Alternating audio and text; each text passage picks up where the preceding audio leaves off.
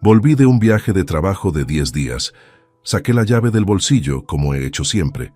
Pulsé el timbre de mi propia casa y una familia que nunca había visto en mi vida asomó por la ventana. Mi vecino salió al rellano, me miró a los ojos y bajó la voz antes de hablar. Lo que me dijo en los siguientes 30 segundos borró 27 años de una sola frase. Antes de continuar, suscríbete y activa la campanita, porque cada día publicamos nuevas historias. Deja tu like y cuéntanos en los comentarios desde qué ciudad y país nos ves. Mi nombre es Salvador Ibáñez Carmona. Tengo 52 años, soy ingeniero civil de formación y llevo más de 25 años trabajando en proyectos de infraestructura para administraciones públicas y empresas del sector de la construcción en Aragón. He levantado puentes, supervisado carreteras, firmado informes técnicos sobre estructuras que hoy siguen en pie y que seguirán cuando yo ya no esté. Eso es lo que sé hacer. Eso es lo que he hecho desde los 27 años, cuando conseguí mi primer contrato serio y entendí que la vida se construye igual que una obra, cimiento a cimiento, sin saltarse ninguna fase, sin confiar en que los materiales aguanten más de lo que pueden dar de sí. Nací en Teruel en el año 1971, en una casa pequeña, donde el dinero alcanzaba lo justo y donde mi padre, tornero de profesión, me enseñó que un hombre vale por lo que hace, no por lo que promete. Recuerdo los inviernos en aquella casa con una calefacción que funcionaba a ratos y una radio en la cocina que siempre tenía algo que contar. Cuando tenía 16 años, llegó el primer televisor en color al salón, y aquello fue un acontecimiento que toda la familia recordó durante meses. Años más tarde, cuando entré a trabajar en mi primera empresa de ingeniería, me pusieron delante de un ordenador que ocupaba media mesa y me dijeron que aprendiera a usarlo. Nadie sabía bien cómo funcionaba, ni ellos ni yo. Lo aprendimos todos juntos, a trompicones, como aprendimos casi todo lo que mereció la pena en aquella época. Conocí a Inmaculada Ríos Valverde en el año 1994, en una boda de un primo suyo al que yo apenas conocía, pero que era amigo de un compañero de trabajo. Ella tenía 22 años y yo 23. Había algo en su manera de hablar, directa y sin adornos innecesarios, que me pareció completamente distinto a todo lo que había conocido antes. Nos casamos 2 años después, en octubre de 1996, en una iglesia pequeña de Zaragoza con no más de 80 invitados y una recepción que costeamos entre los dos con lo poco que habíamos ahorrado. No hubo viaje de novios largo.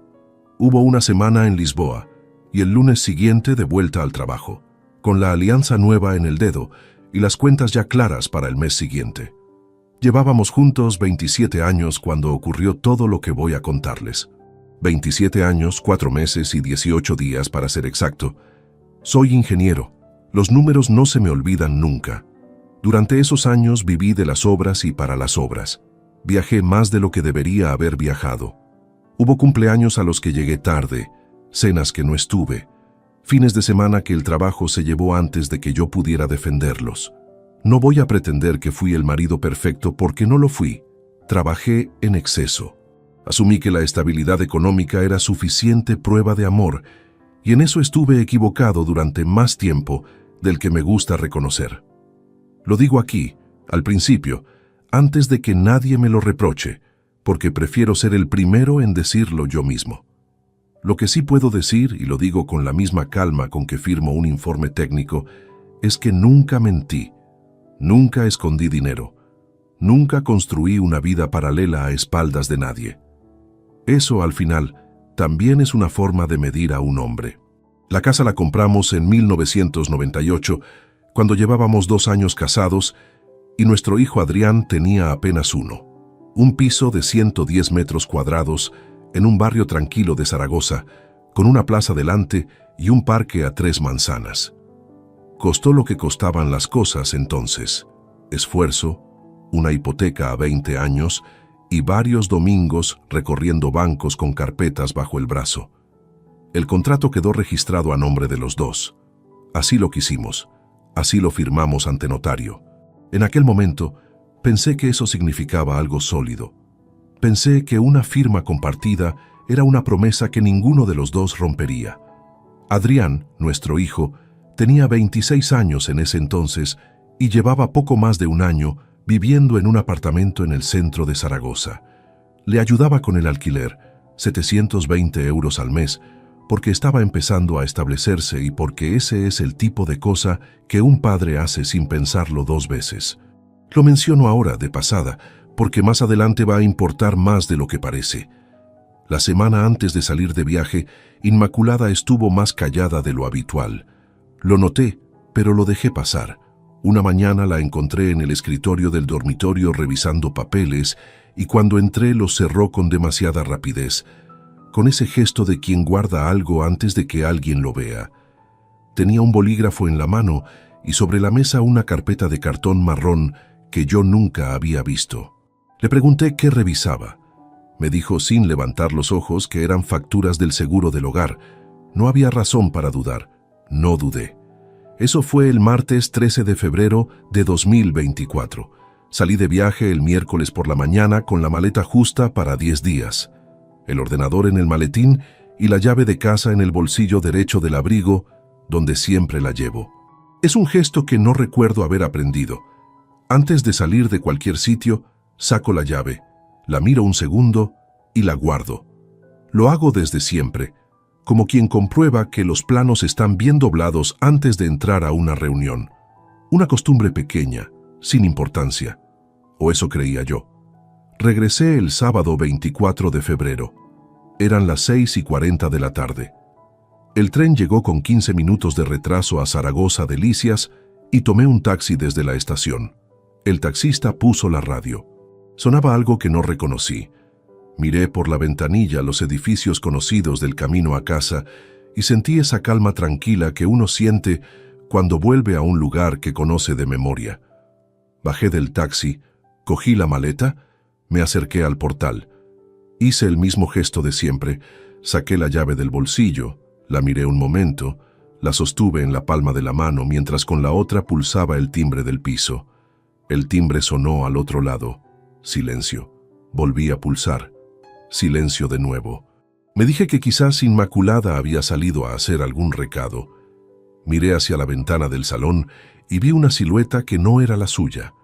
Luego vi a una niña pequeña, de no más de 5 años, mirándome desde detrás del cristal, con los ojos muy abiertos y la mano apoyada en el vidrio. Me quedé sin palabras. Fue entonces cuando oí la puerta de Eugenio Pallarés Montoya abriéndose despacio. Eugenio, 68 años, vecino del segundo, desde antes de que nosotros llegáramos al edificio. Hombre de pocas palabras, de los que dicen lo que hay que decir y no añaden nada más. Salió al rellano con las manos en los bolsillos. Me miró de una forma que no le había visto nunca. Bajó la voz como si las paredes pudieran escuchar. «Salvador», dijo, «llevo 3 días esperando que aparecieras». Yo seguía con la llave en la mano, la misma llave de siempre, la que había sacado del bolsillo miles de veces en 27 años, la que esa tarde ya no habría nada. Todavía no lo sabía. Pero esa llave iba a volver a aparecer al final de todo esto, solo que de una manera completamente distinta. Eugenio no se movió del umbral.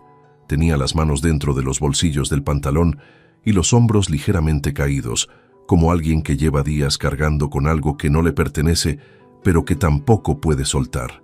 El lunes por la mañana, dijo, vinieron los de la mudanza. Un camión grande, de esos de empresa. 2 hombres que no dijeron nada, solo trabajaban. Ella bajaba y subía con cajas. Tardaron unas 4 horas en vaciarlo todo. Yo seguía sin hablar. Tenía la maleta al lado y la llave todavía en la palma, aunque ya no sabía muy bien qué hacer con ella. Se fue con un hombre, uno que yo no había visto antes. Rubio, de unos 40 y tantos, con un coche grande y oscuro. Ella metió 2 bolsas en el maletero y se subió al asiento del copiloto. No miró hacia arriba. No se despidió de nadie. Hizo una pausa breve. Después añadió con esa forma suya de decir las cosas importantes como si fueran simples. Al día siguiente, martes, aparecieron estos. Una familia joven con la niña. ya con llaves propias. Me senté en el escalón de la entrada. No fue una decisión. Las piernas simplemente dejaron de cumplir con su función con el mismo convencimiento de antes. Eugenio se quedó de pie junto a mí sin añadir nada más, que es exactamente lo que se debe hacer cuando no queda nada útil que decir. El frío de febrero se metía por el cuello del abrigo. En algún piso de arriba, alguien tenía el televisor encendido. Guardé la llave en el bolsillo derecho, el mismo gesto de siempre, automático, sin pensar, aunque ya no había ninguna puerta detrás de ella. Esa noche, dormí en una habitación de un hotel de la calle Alfonso que conocía de otros viajes de trabajo. Subí al cuarto, me senté en la cama sin deshacer la maleta y estuve mirando la pared durante un tiempo que no intenté medir. No lloré. Todavía no. Hay golpes que el cuerpo necesita procesar antes de convertirlos en algo reconocible, y sentado en esa cama, con el abrigo todavía puesto y los zapatos calzados, empecé a recordar.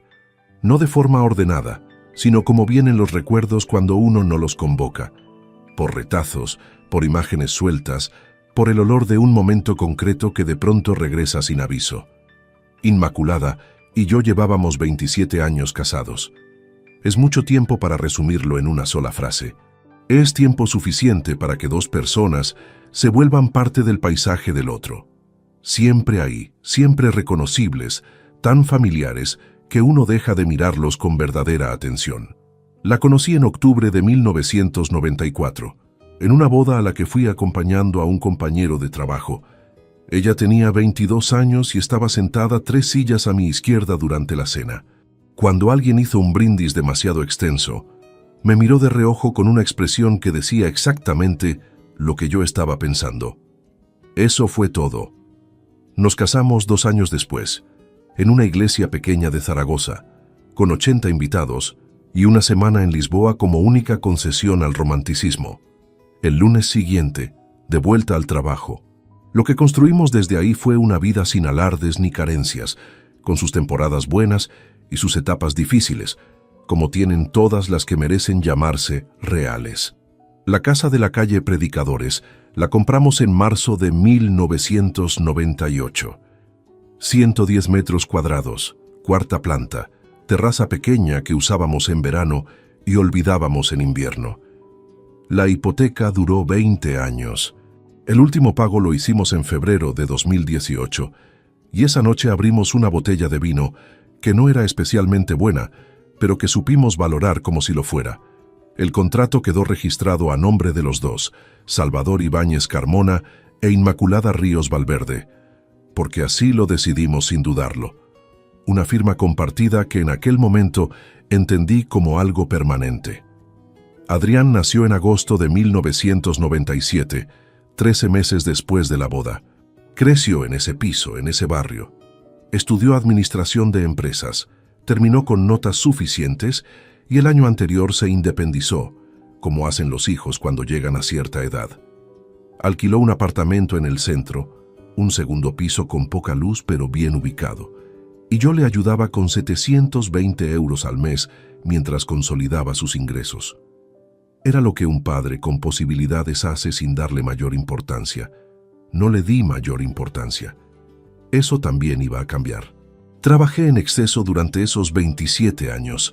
Obras en Huesca, en Teruel, en Logroño, semanas fuera, cenas canceladas, un cumpleaños de Adrián, el de los 11 años, en que llegué cuando ya habían recogido el pastel. Todavía lo recuerdo. Hay culpas pequeñas que pesan de forma desproporcionada al tamaño que tuvieron cuando ocurrieron. No lo digo para buscar comprensión, lo digo porque es verdad y prefiero ser el primero en reconocerlo. Pero en los últimos meses del año anterior, algo en casa había cambiado de textura y yo no supe nombrarlo a tiempo. Inmaculada era una mujer de rutinas fijas, misma hora para levantarse, café siempre antes de las 8, llamada a su madre los miércoles al mediodía. Una previsibilidad tranquila que formaba parte del orden natural de las cosas. Por eso noté, sin detenerme a analizar, que esa rutina había empezado a tener grietas. Las llamadas a su madre empezaron a hacerse desde otra habitación, con la puerta entornada. Hubo 2 fines de semana seguidos en que viajó a Pamplona a ver a su hermana, algo poco habitual. Una tarde encontré en el cuarto de baño un frasco de perfume que no había visto antes, discreto, sin marca visible, y cuando pregunté me dijo que se lo había regalado una amiga del gimnasio. No seguí preguntando. Era un frasco, era una visita, era una puerta entornada. Eso es lo que hace la confianza, cuando lleva demasiado tiempo sin ser examinada. Vuelve invisible lo que está justo delante.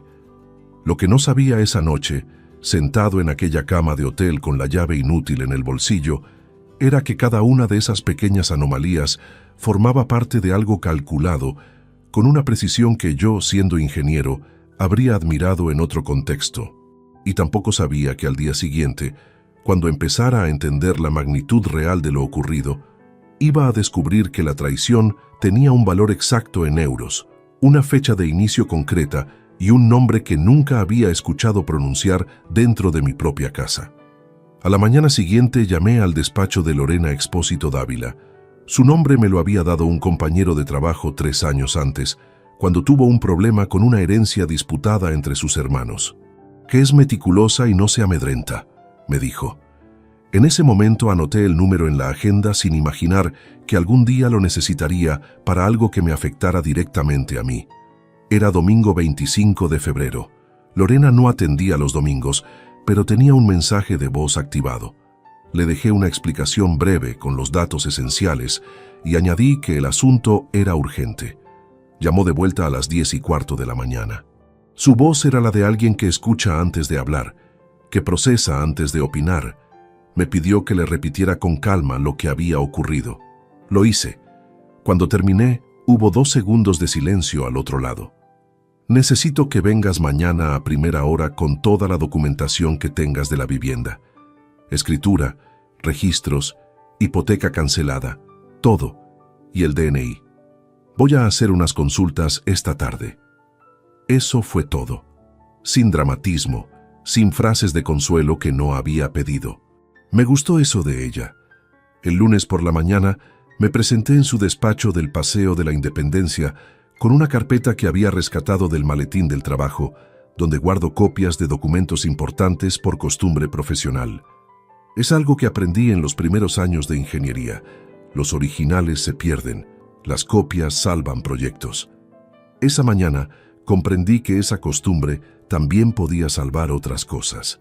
Lorena Expósito Dávila tenía 44 años, el pelo recogido y una mesa de trabajo que hablaba bien de ella, ordenada, con los expedientes etiquetados y apilados con una lógica visible. Me hizo sentar, abrió el ordenador y empezó a consultar el registro de la propiedad, mientras yo le explicaba todo lo que Eugenio me había contado 2 noches antes. Lo que encontró en los registros me heló la sangre de una manera que no esperaba. No porque fuera inexplicable, sino porque era perfectamente explicable, y eso era peor. La vivienda de la calle Predicadores había sido vendida el miércoles 21 de febrero de 2024, mientras yo estaba a 400 kilómetros de distancia en una reunión de obra. El precio escriturado fue de 340.000 euros. El comprador era una pareja joven de Logroño que actuaba de buena fe, sin conocimiento de lo que rodeaba a esa transacción. Para que la operación fuera posible, alguien había presentado ante notario una procuración a nombre de Salvador Ibáñez Carmona, autorizando a Inmaculada Ríos Valverde a actuar en representación de ambos titulares. Sin esa procuración, la venta de un bien registrado a nombre de 2 personas no puede formalizarse con la firma de una sola. Es un mecanismo legal básico, elemental, que cualquier abogado conoce. El problema era que yo nunca había firmado esa procuración. Nunca había estado delante de ningún notario para otorgar nada. Nunca había dado mi autorización para ninguna operación inmobiliaria de ningún tipo. Lorena dejó de teclear y me miró. La firma que aparece en el poder notarial no es tuya. No era una pregunta. No, respondí.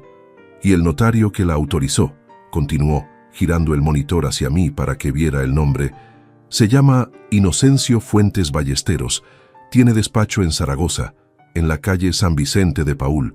Lleva ejerciendo desde hace 17 años. Anoté el nombre en el margen de la carpeta. Inocencio Fuentes Ballesteros, un notario con 17 años de carrera que había estampado su sello sobre una procuración con una identidad falsificada. O no había verificado lo que tenía obligación de verificar, o había mirado deliberadamente hacia otro lado. En ambos casos, su participación en lo ocurrido no era accidental. Lorena abrió otra ventana en el ordenador. Los 340.000 euros se transfirieron íntegramente a una cuenta corriente, que no está a tu nombre ni al suyo. Está a nombre de una sociedad limitada constituida hace 8 meses. El representante legal de esa sociedad es un hombre llamado Sebastián Mora Trigueros. Ese nombre lo escuché por primera vez en aquel despacho, un lunes por la mañana de finales de febrero, con la luz gris de invierno entrando por la ventana y el ruido lejano del tráfico de fondo. Sebastián Mora Trigueros, 45 años, empresario del sector inmobiliario. Un nombre que hasta ese momento no significaba absolutamente nada para mí. Resultaba que significaba todo. Lorena me explicó con la misma calma técnica con que yo explicaría las cargas que soporta una viga. Sebastián Mora operaba en el mercado inmobiliario aragonés desde hacía más de una década. Compraventas, intermediaciones, algún desarrollo residencial, nada llamativo. El tipo de perfil que aparece en muchos expedientes sin destacar en ninguno. La sociedad a cuya cuenta habían ido los 340.000 euros tenía 8 meses de antigüedad. Había sido constituida en junio del año anterior, en plena normalidad aparente, sin que nada en el registro mercantil la hiciera parecer distinta de las miles de empresas que se abren y se cierran cada año en España. 8 meses. Junio del año anterior. Inmaculada había salido ese verano 2 fines de semana seguidos a Pamplona, según me dijo, a ver a su hermana. Me quedé en silencio, mirando los papeles sobre la mesa de Lorena. Soy ingeniero. Llevo décadas trabajando con planos, con fases, con calendarios de ejecución. Sé perfectamente lo que significa que algo lleve meses planificado antes de ejecutarse. Sé la diferencia entre un error y una decisión. Sé cómo se ve un proceso cuando alguien lo ha pensado con tiempo y cuidado. Lo que tenía delante no era un impulso, era un proyecto, con su fase de diseño, su fase de preparación y su fecha de entrega calculada para cuando yo estuviera a suficiente distancia para no interferir. Lorena cerró el ordenador y cruzó las manos sobre la mesa. Esto no termina aquí, Salvador. Hay dolo evidente, hay falsificación de documento público y hay participación de un fedatario cuya actuación vamos a revisar con lupa. Lo que necesito ahora es que no hagas nada por tu cuenta. Nada. Ningún contacto con ella, ninguna llamada a él, ninguna visita a ese notario. Todo lo que se mueva de ahora en adelante pasa por mí. Asentí. No por obediencia irreflexiva, sino porque entendí, con la misma claridad con que entiendo una estructura que necesita refuerzo, que actuar antes de tener todos los datos comprometería lo que estábamos construyendo. Salí del despacho con el frío de la mañana en la cara y la carpeta bajo el brazo. En el bolsillo derecho del abrigo, la llave seguía ahí. Ese peso pequeño y familiar que durante 27 años había significado casa, estabilidad, un lugar concreto en el mundo. Esa tarde, de vuelta en el hotel, abrí la carpeta encima de la cama y empecé a ordenar los documentos con la misma metodología con que organizo un expediente de obra. Fecha, concepto, importe, origen, columna por columna. Lo que tenía era solo la primera capa de lo ocurrido y ya era devastador. Pero algo en la forma en que Lorena había dicho, «Esto no termina aquí», me indicaba que debajo de esa capa había otras, y que cuando llegara el momento de levantarlas, lo que encontraría iba a cambiar retroactivamente el significado de cosas que yo creía haber entendido hace mucho tiempo.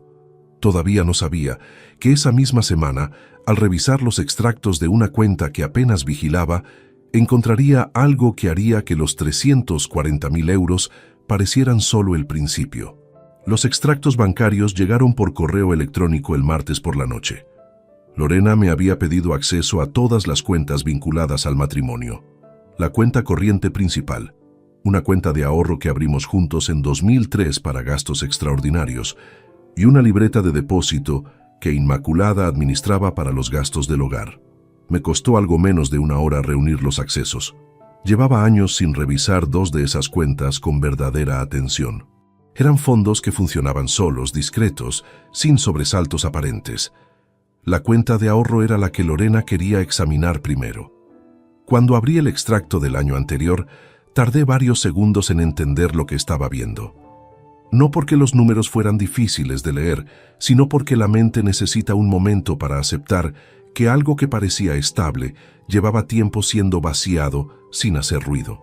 Durante los 18 meses anteriores a febrero de 2024, la cuenta había registrado 137 reintegros, todos por importes que oscilaban entre 400 y 600 euros. Ninguno lo suficientemente alto para disparar una notificación automática, ninguno lo suficientemente infrecuente para resultar llamativo, una cadencia perfectamente calculada para pasar desapercibida ante cualquier ojo que no estuviera expresamente buscando ese patrón. El total acumulado era de 83.400 euros. Me quedé mirando esa cifra durante un tiempo que no supe medir. El cursor del ratón parpadeaba sobre la pantalla. En algún lugar del pasillo del hotel, alguien arrastró una maleta con ruedas sobre el suelo y ese ruido pequeño y mundano me pareció completamente ajeno a lo que estaba ocurriendo en aquella habitación. 83.400 euros, extraídos en silencio, en porciones invisibles durante un año y medio. Sumados a los 340.000 de la venta del piso, el monto total superaba los 423.000 euros. Llamé a Lorena a las 11 menos cuarto de la noche. Contestó al segundo tono. Le di las cifras sin preámbulos, tal como se transmiten datos en una reunión técnica cuando no hay margen para rodeos. Escuchó sin interrumpir. Al terminar dijo únicamente: «Mañana a las 9. Trae los extractos impresos de los últimos 24 meses». Colgué. Me recosté con la luz encendida y el techo blanco encima. Y entonces, sin haberlo buscado, sin haberlo convocado, llegó el recuerdo. Era del año 2009. Una época que prefiero no revivir con demasiado detalle porque fue el periodo más duro de mi vida profesional. La empresa en que llevaba 8 años trabajando entró en un proceso de reestructuración que en el lenguaje corporativo suena ordenado y razonable, y en la vida real significa que hay una lista de nombres y el tuyo puede estar en ella. El mío estuvo a punto de estarlo. 3 meses de incertidumbre, reuniones a puerta cerrada, compañeros que desaparecían del organigrama como casillas borradas de un plano sin dejar rastro. No dormí bien durante semanas. Llegaba a casa con la mandíbula tensa y poco que ofrecer. Hubo noches en que me senté en el salón después de que Adrián se acostara y simplemente estuve ahí, quieto, sin encender nada. Inmaculada no me preguntó qué me pasaba. No hizo falta. Se sentaba a mi lado con una taza de café y se quedaba en silencio, sin llenar el aire con palabras que no servían de nada. No reclamaba explicaciones. No convertía mi mutismo en un conflicto que había que gestionar. No pedía que yo pusiera nombre a lo que estaba sintiendo. Algunas noches nos quedábamos así una hora larga. 2 personas en un sofá, en silencio, sin necesitar nada más. Cuando confirmaron que mi puesto no estaba en la lista de afectados, solo le dije unas pocas palabras mientras cenábamos. Ella asintió y siguió comiendo. Esa reacción, tan desprovista de alivio exagerado, tan sin aspavientos, fue lo que más me llegó adentro. Eso ocurrió 15 años atrás, y mientras estaba tumbado en aquella cama de hotel con los extractos en la mano, ese recuerdo se instaló con una comodidad incómoda, como lo hacen las cosas que uno no puede simplemente apartar. No lo cuento para atenuar lo que voy a seguir narrando. No existe atenuante posible para lo que hizo. Lo cuento porque sería deshonesto omitirlo, y porque la mujer que se quedó en silencio a mi lado en 2009 y la mujer que vació nuestra cuenta durante 18 meses existen en el mismo cuerpo. Reconciliar eso es algo con lo que todavía cargo, y probablemente seguiré cargando mucho tiempo. A la mañana siguiente, con los extractos impresos sobre la mesa de Lorena, Hice lo que los ingenieros hacemos cuando un proyecto ha fallado. Revisé hacia atrás. Identifiqué en qué fase comenzó la desviación. Rastreé el origen con la misma metodología que uso para auditar una obra. Cronológico, sin saltar etapas, sin dejar huecos donde debería haber datos. Primer trimestre de 2023. Inmaculada empezó a salir los sábados con una frecuencia mayor de lo habitual, siempre con razones verosímiles. El mercado, el gimnasio, una amiga que necesitaba compañía. Nada que por sí solo indicara nada. Junio de 2023. Los 2 fines de semana en Pamplona. Su hermana Consuelo vivía allí desde hacía años. No era imposible, no era inverosímil. Octubre de 2023. Al volver del trabajo antes de lo previsto, la encontré en el escritorio del dormitorio con papeles que recogió con rapidez al oírme llegar. Le pregunté qué revisaba. Me respondió que eran facturas del seguro del hogar. Noviembre de 2023. Las llamadas telefónicas empezaron a hacerse desde habitaciones con la puerta cerrada. Una tarde, al pasar por el pasillo, escuché solo el final de una frase antes de que ella bajara la voz de golpe. Cuando él no esté. No pregunté a quién se refería ni en qué contexto lo decía. Febrero de 2024, la semana antes de mi viaje. La carpeta de cartón marrón sobre el escritorio. La recogió antes de que yo pudiera verla bien. Le pregunté qué era. Me dijo que facturas del seguro del hogar. La misma respuesta. En octubre y en febrero. Idéntica. Palabra por palabra. Llevé ese detalle a Lorena con la sensación de quien localiza una grieta en una viga que parecía intacta. Ella lo anotó sin comentario y continuó revisando los documentos. Los reintegros comenzaron en agosto de 2022, dijo sin apartar la vista de los folios. 18 meses de preparación activa antes de la venta. Esto no fue una reacción impulsiva ante ningún detonante. Fue una decisión tomada con mucha anterioridad. Agosto de 2022. Fui mentalmente hacia atrás. Ese verano habíamos tenido la discusión más tensa en años, un proyecto que se extendió 3 semanas más de lo previsto y que me obligó a cancelar unos días de vacaciones que habíamos acordado. Ella dijo, con una calma que entonces interpreté como temple, y ahora entendía de otro modo, que estaba cansada de que las obras siempre vinieran primero. Yo respondí que era temporal, que el encargo terminaría pronto, que todo volvería a su cauce. 2 semanas después de esa conversación, los reintegros comenzaron. No construyo conclusiones sin evidencia suficiente. Pero esa correlación, puesta sobre la mesa como si fuera la pieza final de un cálculo que llevaba tiempo sin cerrar, no necesitaba más verificación.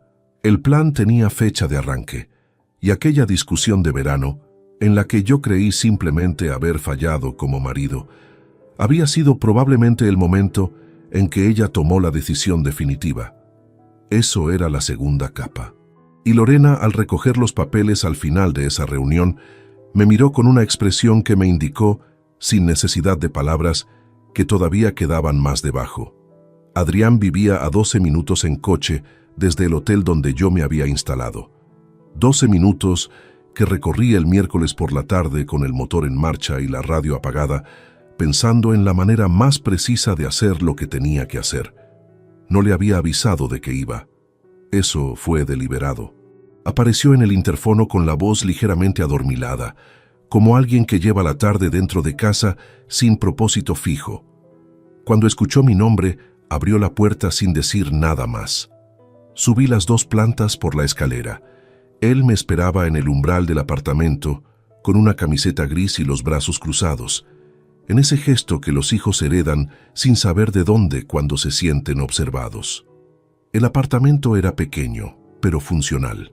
Un salón con una mesa de trabajo en un rincón, una cocina integrada, estantes con libros en orden irregular. Las persianas estaban a medio bajar. Sobre la mesa había un vaso con café frío y una pantalla encendida con algo que interrumpió cuando entré. Me senté en el sofá sin esperar a que me invitara. Él se sentó en la silla frente a la mesa, dándole la espalda a la pantalla, y me miró con esa expresión contenida que reconocí porque es la misma que pone cuando sabe que se aproxima una conversación que preferiría no tener. ¿Sabes por qué estoy aquí?, pregunté. Un silencio breve. Después, me imagino que sí. Eso solo, sin añadir nada, sin preguntar cómo estaba yo, sin preguntar dónde me había quedado a dormir, sin ninguna de las cosas que un hijo dice cuando le sorprende de verdad la situación. Me imagino que sí. Esas 4 palabras me confirmaron lo que ya sospechaba desde que Eugenio me había descrito la escena del lunes con el camión y las cajas y el hombre de pelo rubio junto al coche grande. Adrián no estaba sorprendido. Adrián estaba esperando. ¿Cuánto tiempo llevas sabiendo lo de tu madre y ese hombre?, dije. Tardó en responder.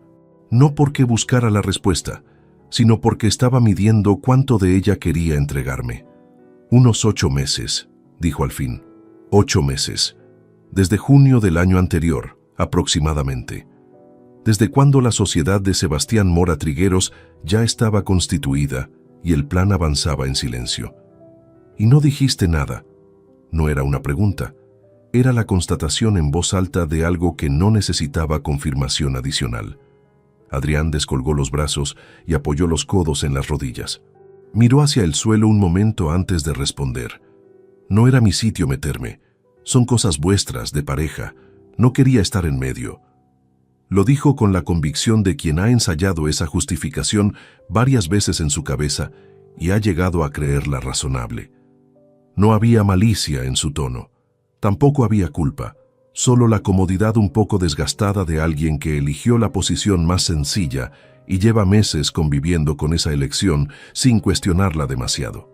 Quiero ser exacto en lo que sentí en ese momento, porque es importante. No fue rabia.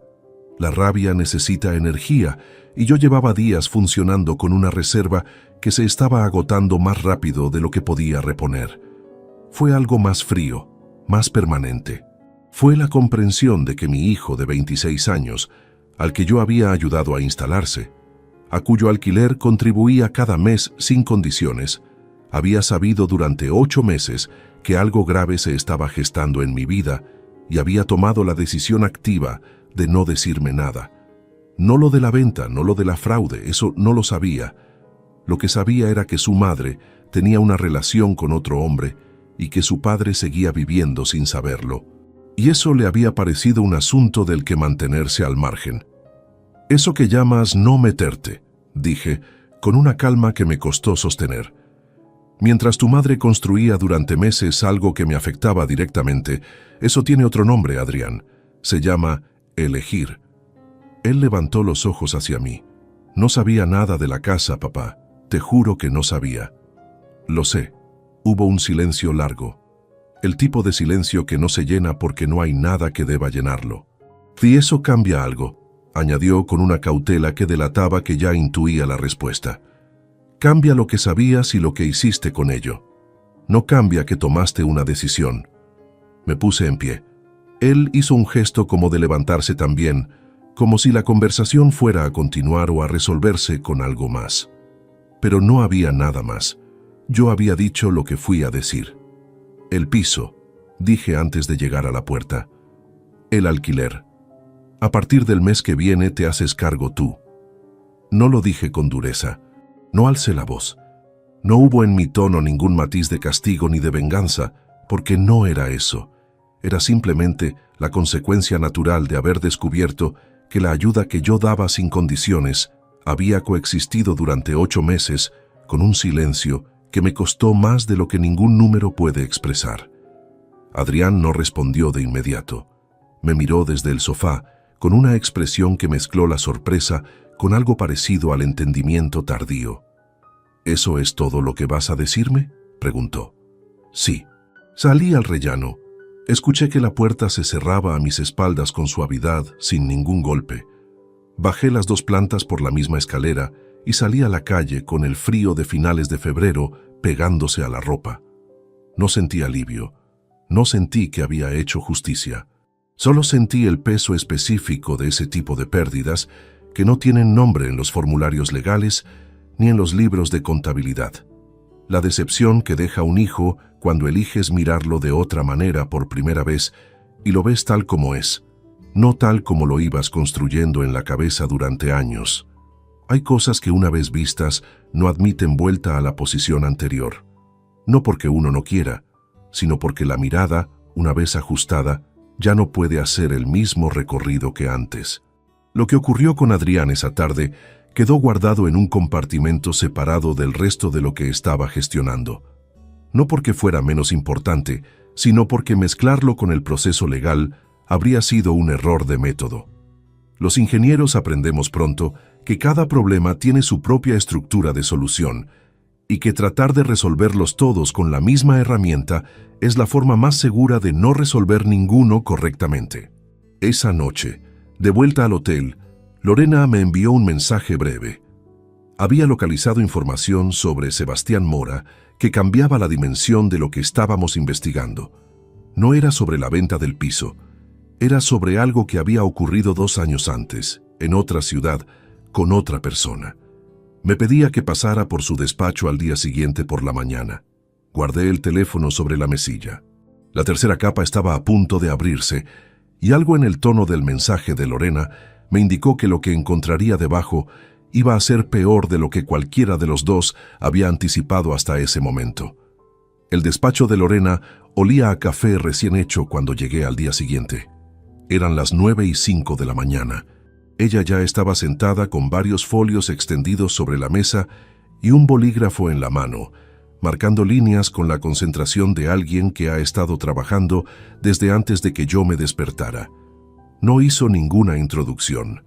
Sebastián Mora Trigueros, dijo empujando un folio hacia mí. Valencia, 2022. El documento era un extracto de un procedimiento judicial archivado.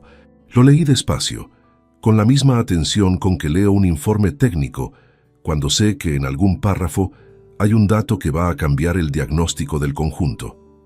2 años antes, en Valencia, una mujer llamada Rosario Peñalver Alcántara, de 51 años, había denunciado a Sebastián Mora por un esquema prácticamente idéntico al que yo acababa de descubrir. Su marido llevaba meses fuera por razones laborales.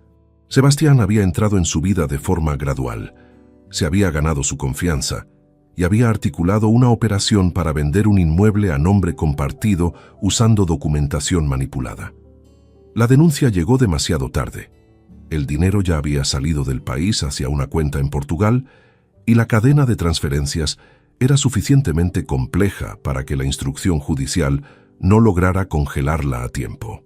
El procedimiento se archivó por insuficiencia probatoria 17 meses después de abrirse. Rosario Peñalver perdió 190.000 euros. No recuperó nada. Lo miré durante unos segundos sin decir nada. Después levanté los ojos hacia Lorena. No fue su primer error, dije. No, fue su primer ensayo con el que aprendió a no cometer los errores que cometió allí. Ella recogió el folio con calma. En Valencia le faltó precisión en la cadena documental y actuó con demasiada prisa. Lo que montó contigo es más sofisticado.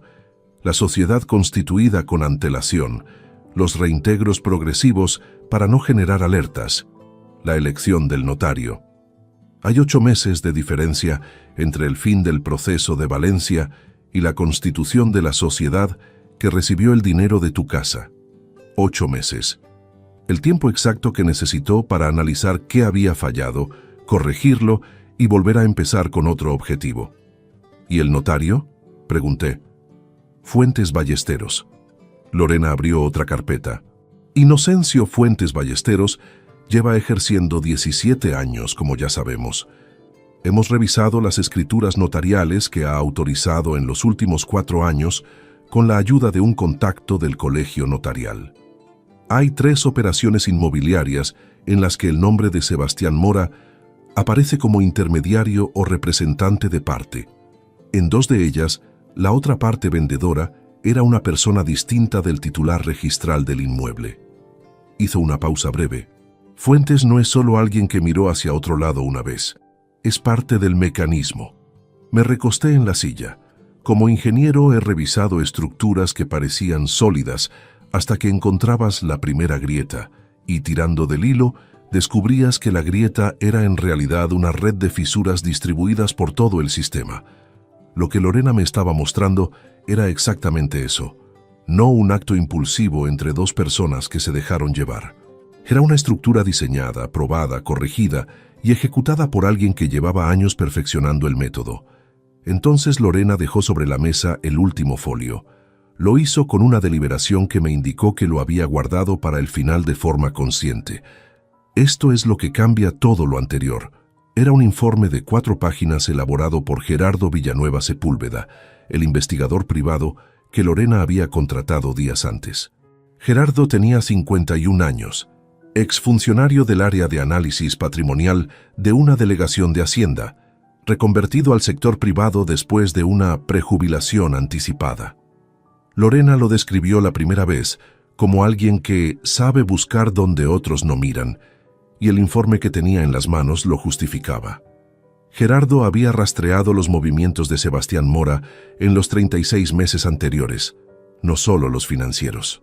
También los desplazamientos, las operaciones inmobiliarias en las que había participado como agente o intermediario y los registros públicos asociados a su actividad empresarial. El resultado revelaba algo que yo no había contemplado como posibilidad. Sebastián Mora había realizado una consulta de valoración sobre el inmueble de la calle Predicadores en marzo de 2023, 9 meses antes de la venta. La consulta era de carácter técnico, del tipo que hacen los profesionales del sector para estimar el valor de mercado de una propiedad. No era ilegal. No requería autorización del propietario. Era pública, discreta y completamente invisible para mí. Lo que significaba era que Sebastián conocía el valor exacto de mi casa 9 meses antes de que la operación se ejecutara, y que esa consulta se había producido 3 meses antes de que los reintegros de la cuenta de ahorro comenzaran en agosto de 2022. Él no había entrado en la vida de Inmaculada y después descubierto casualmente que había un activo que podía monetizar.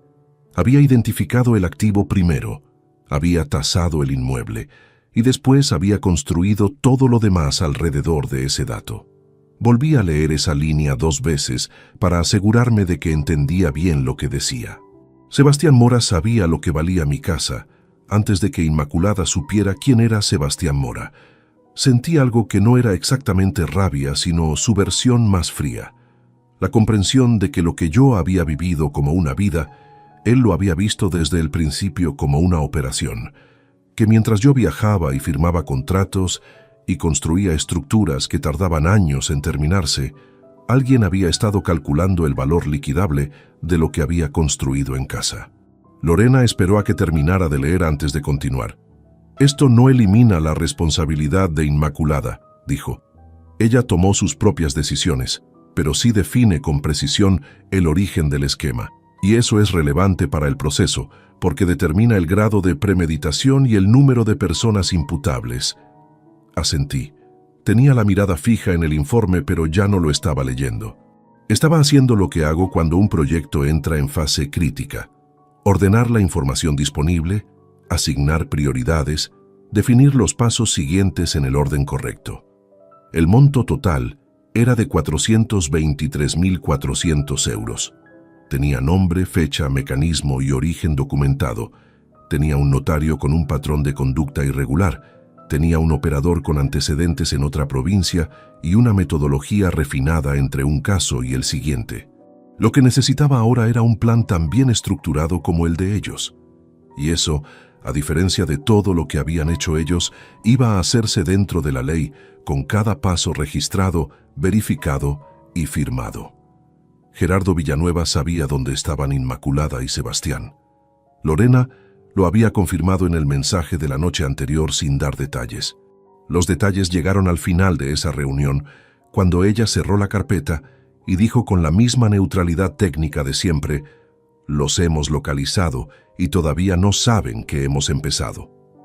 Hay una fase en cualquier proyecto de ingeniería que los técnicos jóvenes suelen subestimar. No es la fase de diseño, que tiene su complejidad propia, ni la de ejecución, que exige presencia y decisión constante. Es la fase de planificación, la que ocurre antes de mover una sola máquina, antes de firmar un solo contrato con un proveedor, antes de comunicar nada a nadie. La fase en que uno se sienta con los planos delante y decide exactamente en qué orden va a ocurrir cada cosa y por qué ese orden y no cualquier otro. Esa semana me convertí en el director de obra de mi propia recuperación. La primera decisión fue la más importante y también la más difícil: mantener la apariencia de normalidad absoluta. Seguir respondiendo correos de trabajo, seguir acudiendo a reuniones, seguir siendo Salvador Ibáñez Carmona, ingeniero civil con 25 años de experiencia, sin que nadie en su entorno profesional notara que por dentro estaba gestionando la crisis más grave de su vida adulta. No porque me importara la imagen, sino porque cualquier comportamiento inusual podía llegar a oídos equivocados, y en esta fase, la invisibilidad era la ventaja más valiosa que tenía. Lo segundo fue establecer con Lorena un protocolo de comunicación estricto. Nada por canales ordinarios que pudieran ser consultados posteriormente por terceros. Las reuniones presenciales en su despacho, con los documentos físicos revisados allí y guardados bajo su custodia. Las llamadas únicamente cuando fuera estrictamente necesario y desde un teléfono secundario de prepago que compré en una estación de servicio de la carretera de Logroño, pagando en efectivo. Puede parecer excesivo. Un ingeniero diría que es simplemente gestión de riesgos. Lo tercero fue estructurar el expediente como estructuro cualquier proyecto de obra, fases claramente delimitadas, responsable asignado a cada acción, plazo de ejecución estimado y criterio de verificación antes de pasar a la siguiente etapa. Lorena se encargaba del frente legal, Gerardo del frente informativo. Yo me encargaba de recopilar y organizar toda la documentación técnica y financiera disponible, que en mi caso, por costumbre profesional de décadas, era considerablemente más completa de lo que Inmaculada probablemente calculó.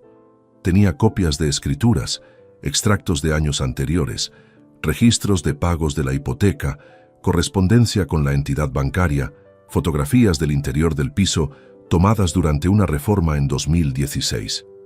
Cada documento era una pieza. Cada pieza tenía su lugar en el plano general.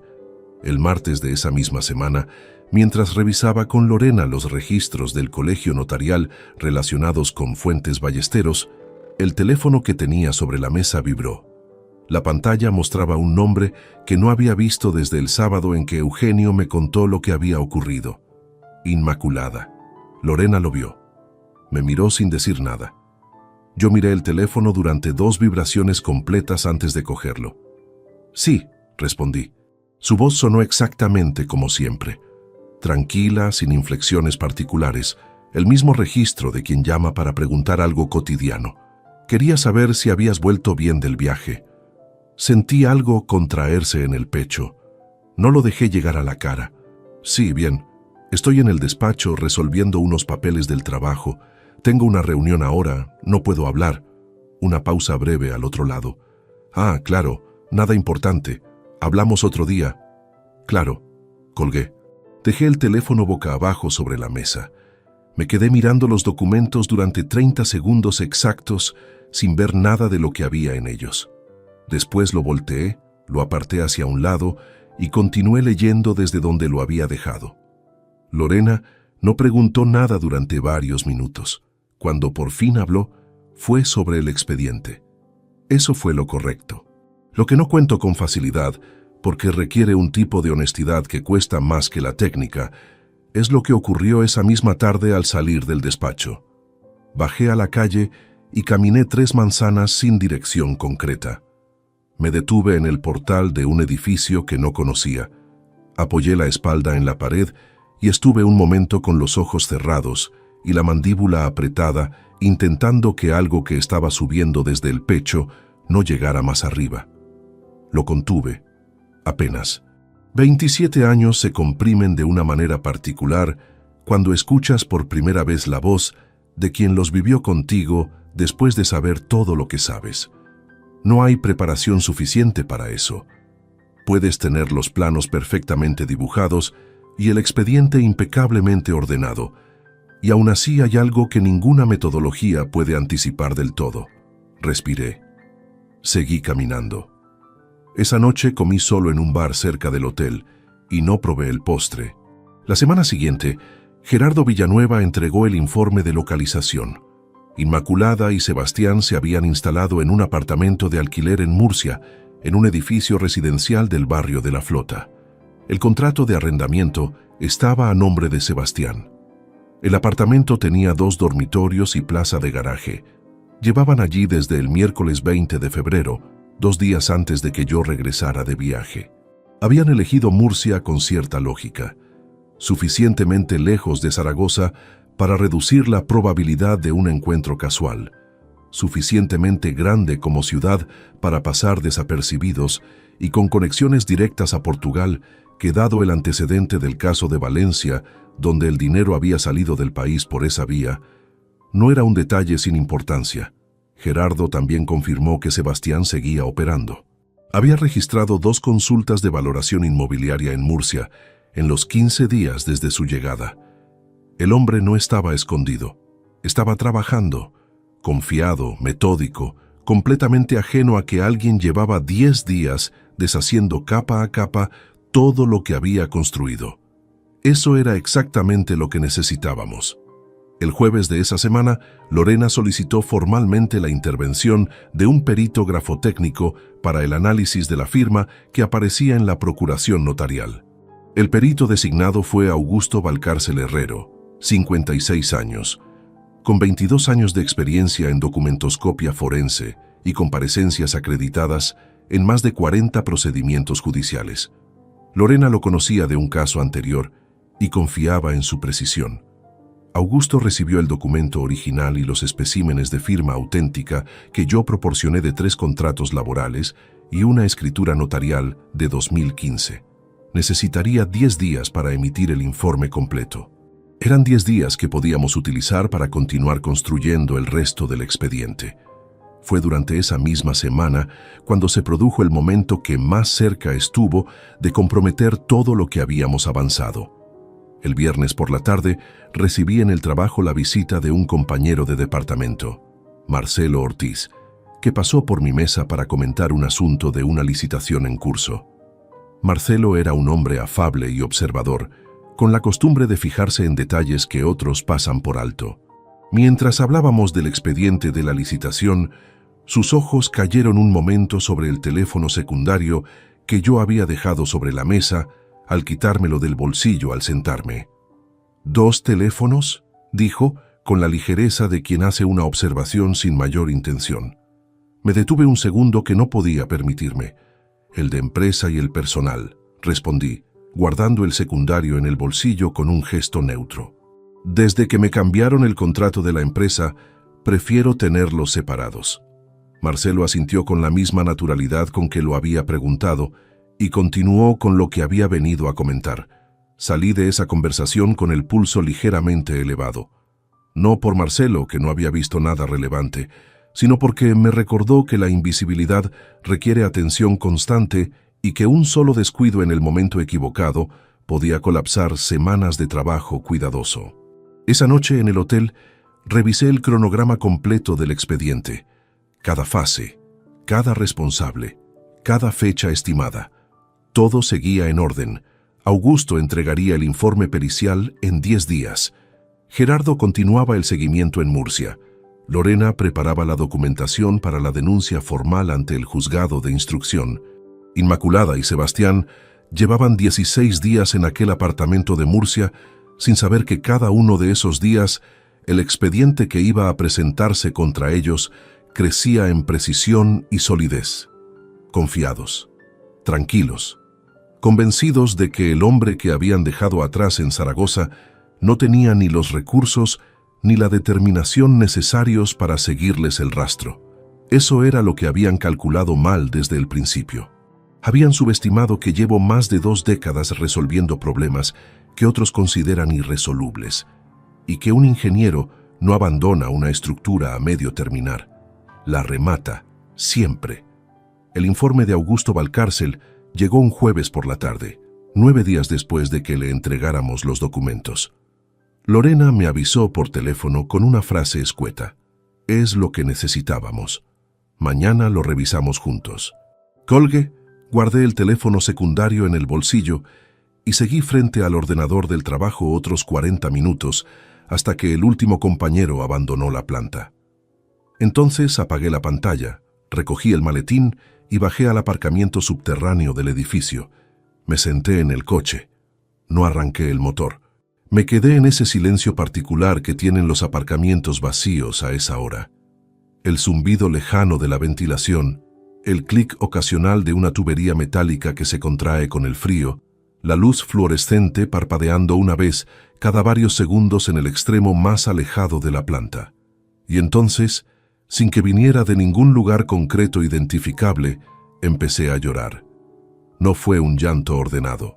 No fue el tipo de emoción que uno puede gestionar con un par de respiraciones profundas y un gesto decidido. Fue la acumulación de 27 años comprimiéndose de golpe en el pecho de un hombre que llevaba semanas funcionando con la precisión de un mecanismo, porque no podía permitirse nada menos que eso.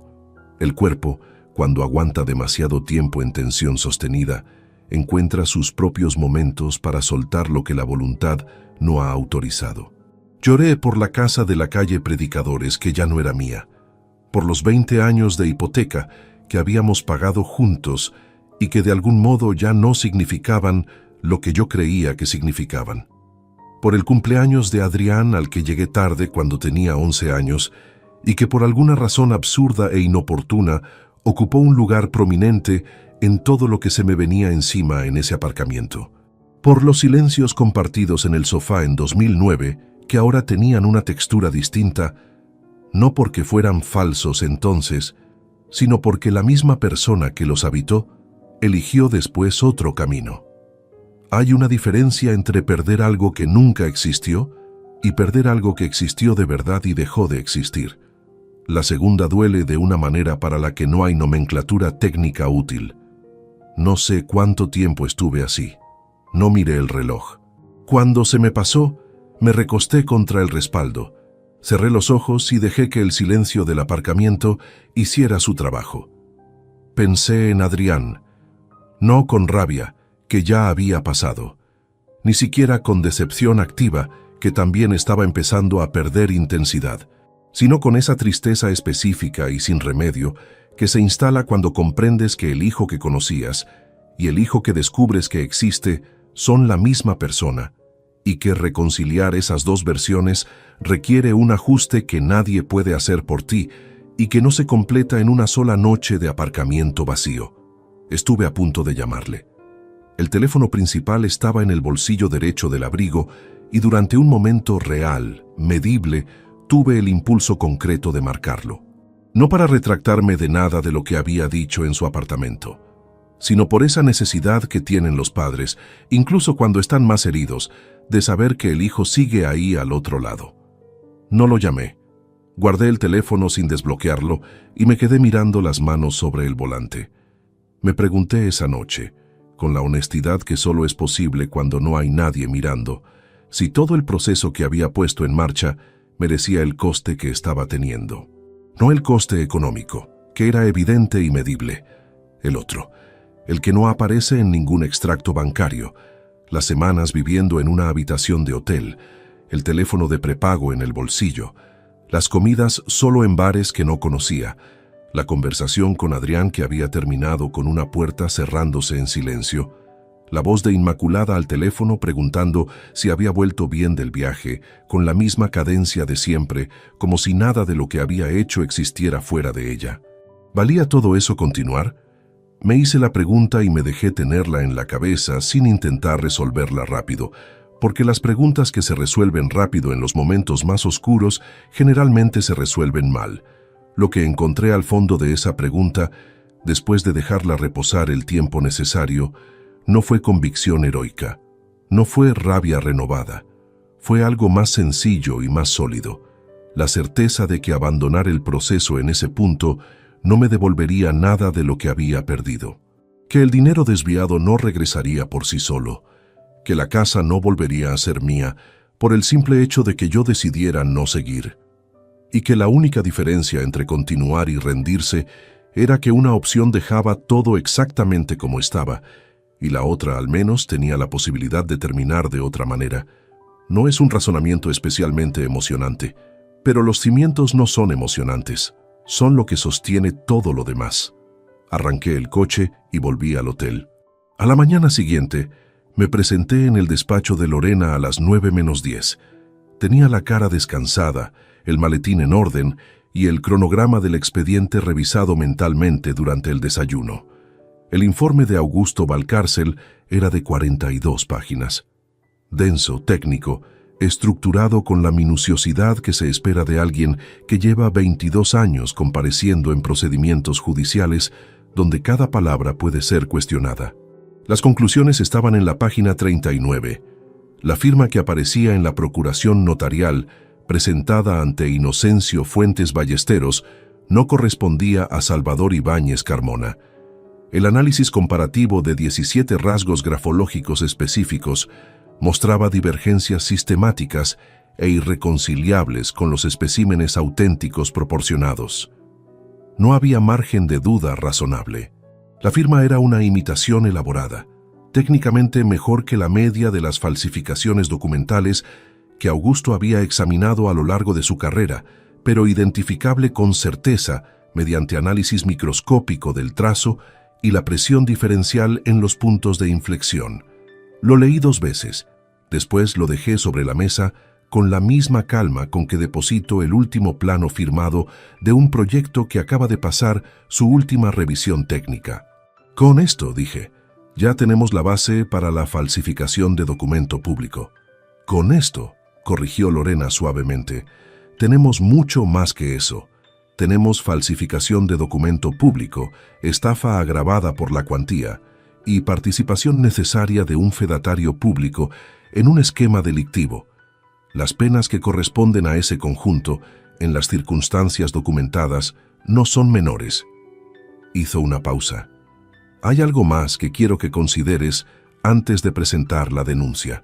Lorena me explicó que el momento de la presentación importaba tanto como el contenido.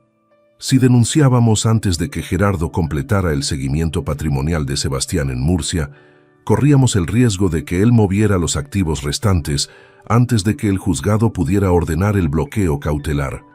Necesitábamos que la denuncia y la solicitud de medidas cautelares llegaran al juzgado de forma simultánea, con la documentación suficientemente sólida para que el juez actuara sin dilación. ¿Cuántos días más?, le pregunté. 5 o 7 como máximo. Asentí. 5 días más. En términos de obra, 5 días es el margen que se reserva antes de la entrega para revisar los acabados. Es el tiempo en que un proyecto deja de ser un conjunto de materiales bien ensamblados y se convierte en algo terminado. Salí del despacho con el informe de Augusto en la carpeta y la certeza de que lo que llevábamos construyendo desde finales de febrero estaba a punto de entrar en su fase final. Inmaculada y Sebastián seguían en Murcia. Gerardo los vigilaba. Inocencio Fuentes Ballesteros abría su notaría cada mañana sin saber que su nombre aparecía ya en un expediente que iba a arrastrar su carrera. Y yo volvía al hotel cada noche, ordenaba los documentos, revisaba el cronograma y seguía adelante. No porque fuera fácil, sino porque las estructuras que importan nunca se terminan en los días fáciles. La denuncia se presentó un martes de marzo, a las 10 de la mañana, en el juzgado de instrucción de Zaragoza. Lorena había preparado el expediente durante los 5 días adicionales que habíamos acordado. 117 folios organizados en 4 bloques. Documentación registral y patrimonial, análisis pericial grafotécnico de Augusto Valcárcel, informe de seguimiento e investigación privada de Gerardo Villanueva y el historial del procedimiento archivado en Valencia, que vinculaba a Sebastián Mora, con un esquema previo de características equivalentes.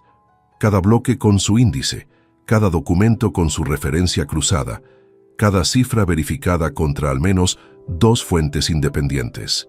Cuando lo vi completo sobre la mesa de Lorena la tarde anterior, antes de que ella lo encuadernara para presentación, pensé que se parecía mucho a un proyecto de obra bien ejecutado. No porque los contenidos tuvieran nada en común, sino por la solidez que tiene algo cuando cada elemento está en su lugar exacto y no sobra ni falta ninguna pieza. ¿Hay algún punto débil?, le pregunté. Lorena consideró la pregunta con honestidad antes de responder. El vínculo directo entre Fuentes Ballesteros y Sebastián Mora está documentado por patrón de conducta, no por comunicación explícita interceptada. Un defensor hábil podría intentar presentarlo como coincidencia estadística. Hizo una pausa breve. Pero el patrón son 3 operaciones en 4 años, con el mismo intermediario y anomalías documentales en 2 de ellas. Los jueces conocen la diferencia entre una coincidencia y un método. Eso fue suficiente para mí. El martes por la mañana, mientras Lorena presentaba el expediente en el juzgado, Gerardo Villanueva estaba en Murcia. Su función ese día era específica: confirmar que Sebastián Mora se encontraba en el apartamento de la Flota durante las horas en que la denuncia entraba en el sistema judicial, de modo que no hubiera margen para alegar que no había sido localizable si el juzgado decidía actuar con rapidez. Era una precaución técnica, del tipo que los ingenieros llamarían redundancia de verificación. Lorena me llamó a las 11:15. Admitida. El juez ha revisado la solicitud de medidas cautelares y ha ordenado el bloqueo preventivo de todos los activos identificados a nombre de Sebastián Mora Trigueros y de Inmaculada Ríos Valverde con carácter inmediato. También ha ordenado la citación de Inocencio Fuentes Ballesteros para declarar en calidad de investigado. Estaba en mi despacho del trabajo cuando recibí esa llamada. La ventana frente a mí daba a la calle y durante un momento me quedé mirando los coches que pasaban abajo sin ver ninguno en particular. Después respondí que de acuerdo, que le agradecía la comunicación y colgué. El compañero que tenía la mesa al lado levantó los ojos de la pantalla y me preguntó si todo iba bien. Le dije que sí, que era un asunto de un proyecto que por fin avanzaba. No era inexacto. Las semanas siguientes tuvieron la textura particular de los procesos judiciales cuando están bien instruidos. Lentos en apariencia, pero con una maquinaria que no se detiene. Inmaculada fue citada a declarar el 17 de marzo. Se presentó con un abogado de oficio, un hombre joven que hizo lo que pudo con lo que tenía, que no era mucho. Lorena me describió la declaración con su habitual economía de palabras. Negó conocer los detalles de la procuración. Atribuyó la operación de venta a una decisión conjunta que ella consideraba autorizada. Hizo una pausa. El expediente no le dejó mucho espacio para sostener esa versión. Sebastián Mora fue detenido en Murcia el 22 de marzo por agentes de la Policía Nacional en cumplimiento de una orden del juzgado de instrucción. Gerardo me lo comunicó con un mensaje de 3 palabras. Esta mañana. Confirmado. Lo leí en el aparcamiento del trabajo, de pie junto al coche, con el frío de primera hora pegado en la cara. No sentí satisfacción inmediata. Sentí algo más parecido al reconocimiento tranquilo de que una fase del proyecto había concluido conforme al plan. La vista oral se celebró a finales de octubre de ese mismo año, 2024, en la Audiencia Provincial de Zaragoza.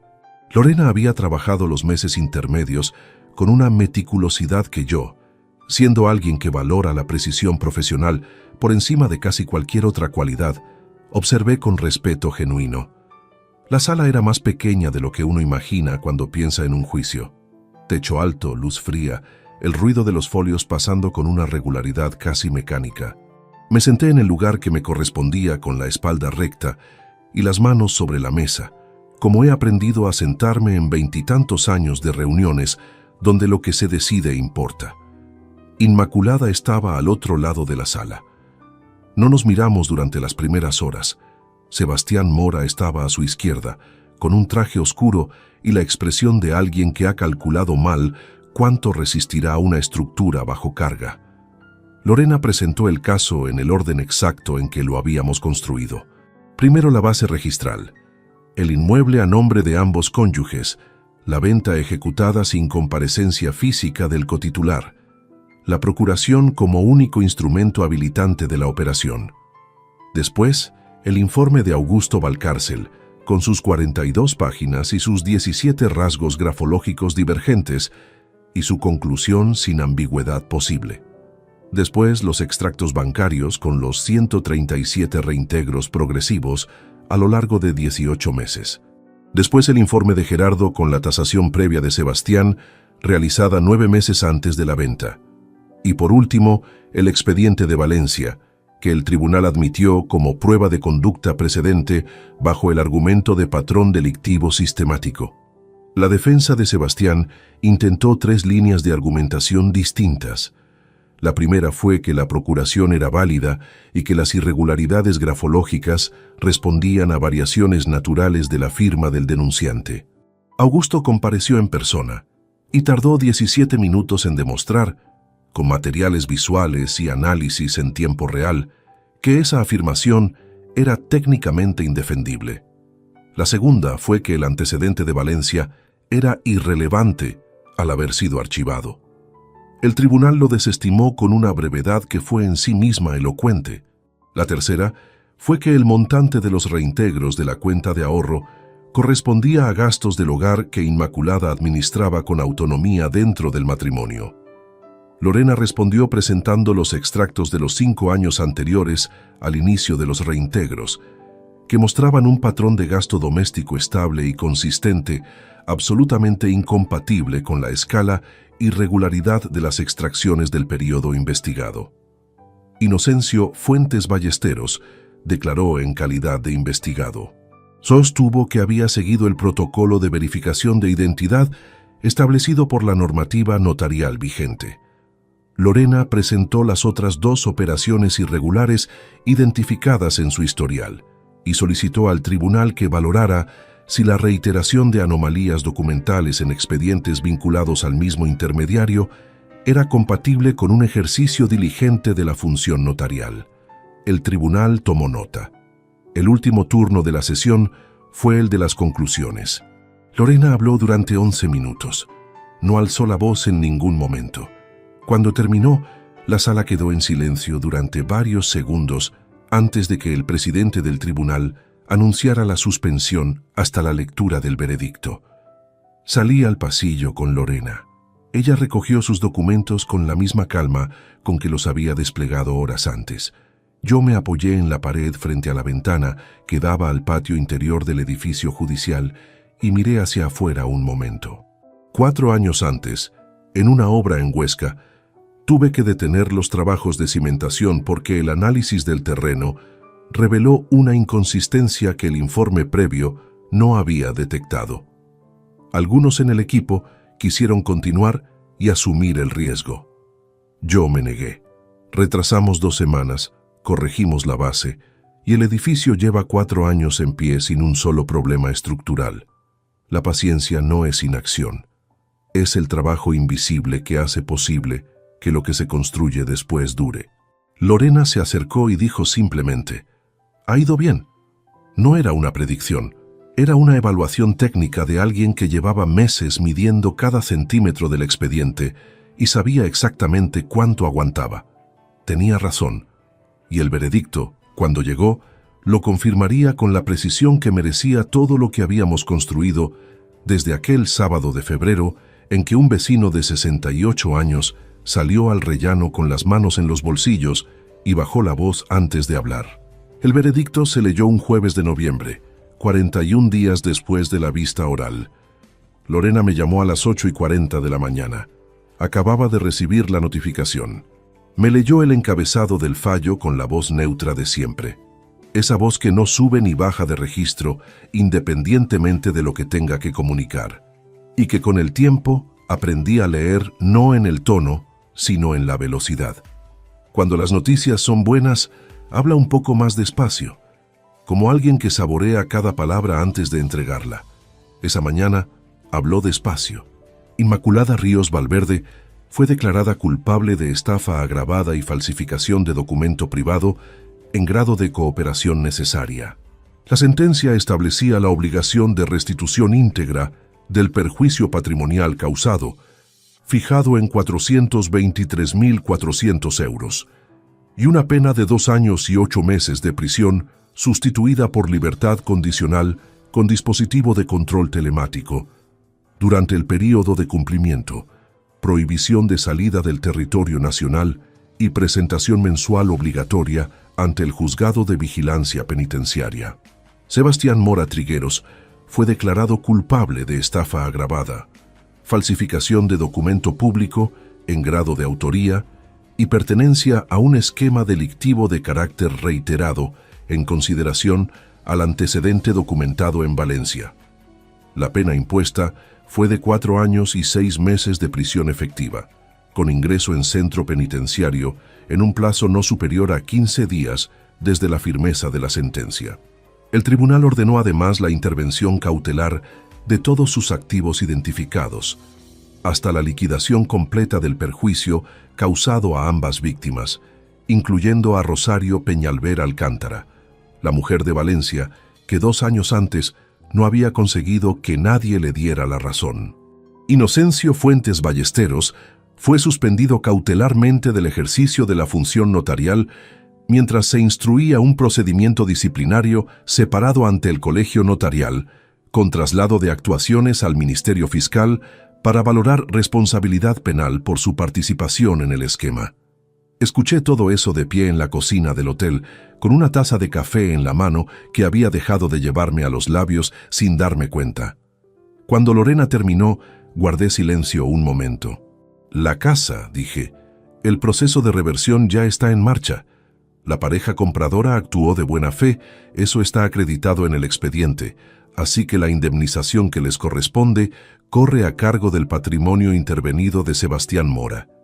El inmueble vuelve al registro a tu nombre en un plazo estimado de entre 3 y 5 meses, dependiendo de la carga del juzgado. 3 a 5 meses. En términos de obra, es el plazo de una fase de acabados.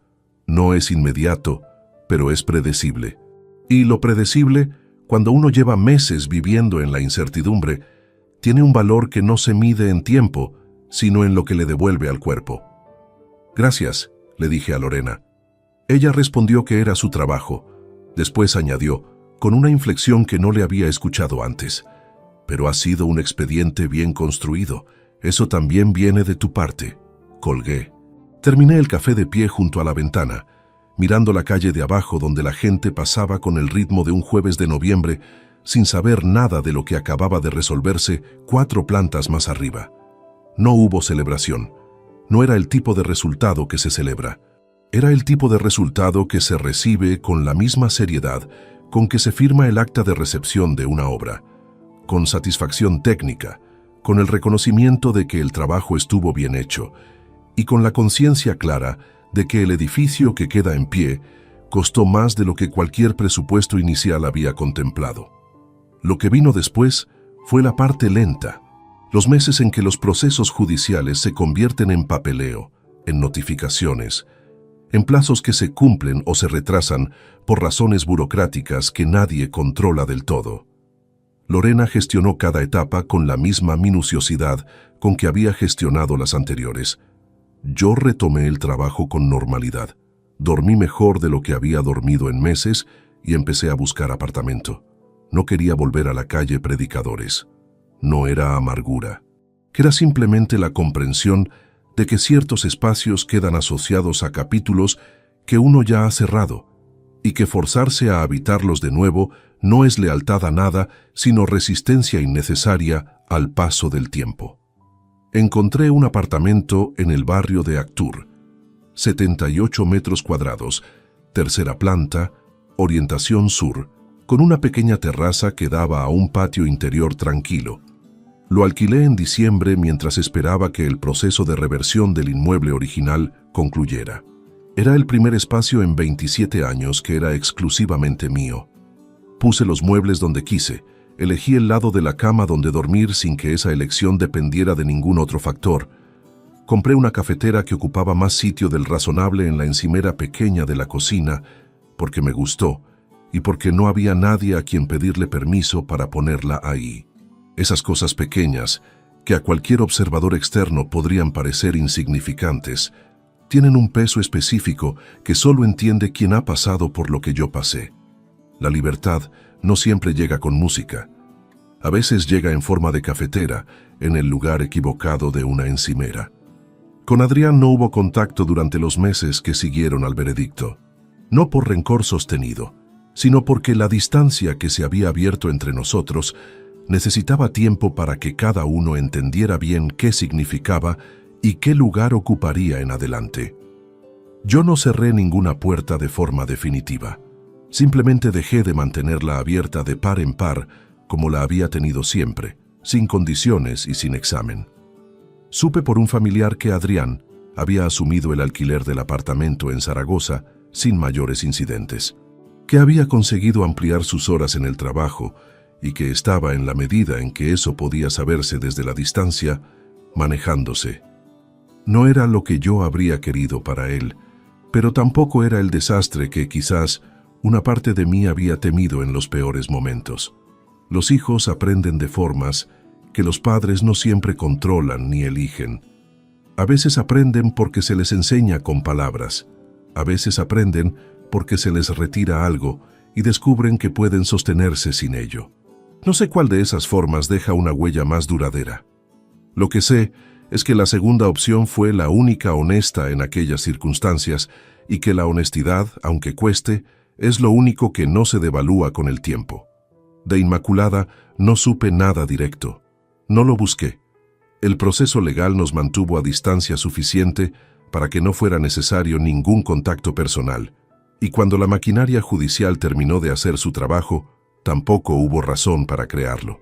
Hay personas con las que uno comparte décadas, y al final descubre que el lenguaje que quedaba entre los dos era el de los papeles y los plazos. Cuando esos también se agotan, solo queda el silencio, y el silencio, en este caso, era exactamente lo que correspondía. La sentencia fue firme en enero del año siguiente, 2025, después de que los recursos interpuestos por la defensa de Sebastián Mora fueran desestimados en segunda instancia. Él ingresó en el centro penitenciario de Sangonera la Verde, en Murcia, 20 días después. Rosario Peñalver, la mujer de Valencia, recibió finalmente la indemnización que 2 años antes no había podido cobrar. Lorena me lo comunicó en un mensaje breve. Eso, por alguna razón que no supe explicarme del todo, fue la noticia que más me alivió de todas las que llegaron en esos meses. Quizás porque Rosario no había tenido a nadie que construyera el expediente por ella la primera vez. Y esta vez, sin saberlo, lo había tenido. La escritura del inmueble de la calle Predicadores volvió a mi nombre en marzo de 2025. Lorena me envió la copia registral por correo.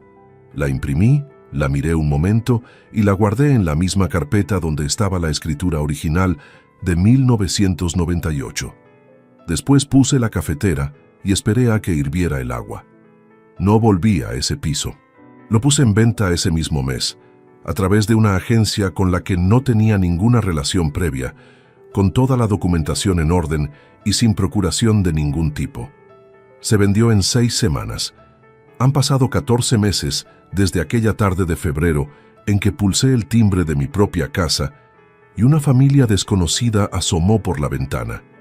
Lo cuento ahora desde el apartamento del Actur, con la mañana entrando por la terraza sur y la cafetera haciendo su ruido habitual en la cocina. Es un sábado sin compromisos. Tengo los planos de un proyecto nuevo extendidos sobre la mesa y una taza que he llenado 2 veces sin terminar ninguna. A veces uno se sienta a trabajar y lo que termina haciendo es otra cosa. Lo que termina haciendo es ordenar todo lo que ocurrió, darle la forma que merece y preguntarse qué significa ahora que el polvo se ha asentado y ya no hay ningún frente abierto que exija atención inmediata. No voy a decir que estoy bien de la misma manera en que estaba bien antes. Ese hombre no existe ya, y sería deshonesto pretender que existe. El hombre que vivía en la calle Predicadores con la certeza tranquila de que lo que había construido era sólido, porque él lo había construido. Ese hombre recibió una información que lo cambió de una forma que ningún proceso judicial, por bien resuelto que esté, tiene la capacidad de revertir del todo. Lo que sí puedo decir es que el hombre que existe ahora conoce cosas que ese otro no conocía, y que algunas de esas cosas, aunque llegaron envueltas en un daño considerable, tienen un valor que no habría obtenido de ninguna otra manera. Aprendí que la confianza sin revisión no es una virtud, es una costumbre, y las costumbres, cuando se vuelven lo suficientemente cómodas, se convierten en puntos ciegos.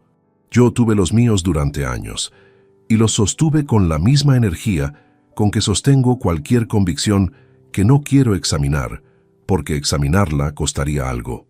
Eso no me convierte en el responsable de lo que ocurrió, pero sí me hace corresponsable de no haberlo visto venir cuando los indicios estaban ahí, distribuidos en el tiempo con una visibilidad que solo reconocí cuando ya era demasiado tarde para que el reconocimiento sirviera de algo preventivo.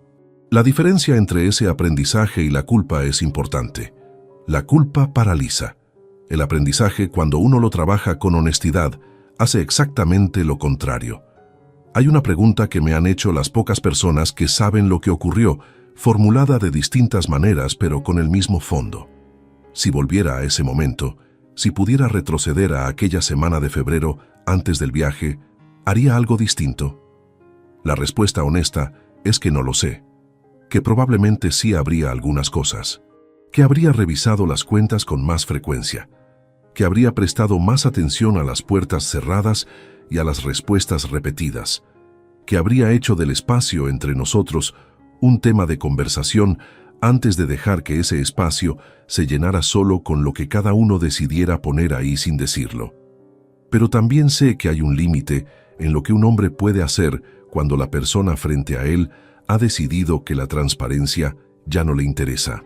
Puedes construir todo lo que quieras, con toda la dedicación del mundo, y hay una variable que ningún cálculo de ingeniería contempla: la voluntad ajena.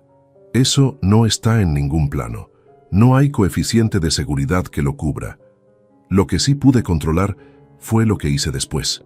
Y lo que hice después fue lo único que podía hacerse: documentar, construir, esperar el momento correcto, no actuar desde la rabia, sino desde la precisión. No porque sea una persona sin emociones, que ese aparcamiento vacío de un jueves por la noche puede dar fe de lo contrario, sino porque la experiencia de décadas enseña que las decisiones tomadas desde el dolor sin procesar generalmente producen resultados que hay que corregir después. Y yo ya tenía suficientes correcciones pendientes sin añadir más. Pienso en Adrián con una frecuencia que ha ido cambiando de naturaleza con el tiempo. Al principio era una frecuencia dolorosa, con ese filo específico de la decepción familiar que no se parece a ninguna otra. Ahora es algo más parecido a la preocupación serena de un padre que ha decidido que el amor no implica ausencia de consecuencias. Lo quiero, eso no ha variado, pero el amor sin estructura es solo sentimiento, y el sentimiento sin estructura no enseña nada a nadie. Si algún día Adrián entiende lo que ocurrió en toda su dimensión, no solo la parte que vio desde su apartamento con las persianas a medio bajar, espero que entienda también por qué reaccioné como reaccioné. No para que me dé la razón, que ya no necesito que nadie me la dé, sino porque hay lecciones que solo se aprenden cuando alguien que te quiere decide que protegerte de las consecuencias de tus propias elecciones no es una forma de amor, sino una forma de daño diferido. Eso es lo que quiero que quede de todo esto. No el proceso ganado, no los 423.000 euros recuperados, aunque su recuperación fue justa y necesaria, no la sentencia firmada ni el nombre de Sebastián Mora en un registro penitenciario. Lo que quiero que quede es esto: que un hombre de 52 años, con las manos cansadas de décadas de trabajo y la cabeza llena de grietas que nadie veía desde fuera, decidió que lo que había construido a lo largo de su vida merecía ser defendido. No con violencia, no con venganza de las que dejan cicatriz en quien la ejerce, sino con la única herramienta que nadie le había quitado cuando le quitaron todo lo demás: la experiencia acumulada de quien lleva mucho tiempo resolviendo problemas que otros abandonan por complejos. Eso es lo que ellos subestimaron, no mi patrimonio, no mis contactos, no mi capacidad económica para contratar a Lorena o a Gerardo. Subestimaron que un hombre que ha pasado 25 años aprendiendo a leer estructuras complejas y encontrar el punto exacto donde fallan, no se detiene cuando la estructura que falla es la suya propia. Se sienta, analiza y empieza desde el cimiento. Hay una generación entera de personas que aprendió a hacer las cosas sin atajos porque no había atajos disponibles, que aprendió a esperar porque la impaciencia no aceleraba nada. ¿Qué aprendió? Que la solidez de lo que se construye depende directamente de la solidez de lo que se pone debajo, aunque eso que se pone debajo nadie lo vea nunca. Esa generación lleva años siendo tratada como algo que ya pasó, algo que el tiempo dejó atrás sin mirar. Yo soy parte de esa generación, y lo que ocurrió en los últimos 14 meses de mi vida es, entre otras cosas, la demostración de que lo que el tiempo deja atrás sin mirar, a veces tiene mucho más dentro de lo que cualquiera calculó. Esta mañana, antes de sentarme con los planos y la cafetera, salí un momento a la terraza. El barrio estaba tranquilo a esa hora. Los árboles de la calle de abajo tienen esa quietud específica del invierno tardío, cuando todavía no han brotado del todo, pero ya se nota que algo se está preparando debajo de la corteza. Cuando volví a entrar, hice lo que hago siempre al cruzar una puerta. Metí la mano en el bolsillo del abrigo y saqué la llave. El mismo gesto automático de siempre. La misma mano, el mismo bolsillo, el mismo movimiento que he repetido tantas veces que ya no requiere ninguna instrucción consciente del cerebro. La miré un momento, como la he mirado miles de veces. Después la guardé de nuevo. En febrero del año pasado, ese mismo gesto me dejó con una llave en la palma que ya no abría ninguna puerta conocida. Hoy ese mismo gesto, hecho en el mismo orden, con la misma cadencia de siempre, tiene un final diferente. Esta puerta responde, y eso, después de todo lo que ha costado llegar hasta aquí, es exactamente suficiente. Si esta historia te ha gustado, apóyanos con un like, suscríbete al canal y déjanos tus opiniones en los comentarios. Para escuchar la siguiente historia, haz clic en la caja que aparece a la izquierda. Gracias por acompañarnos.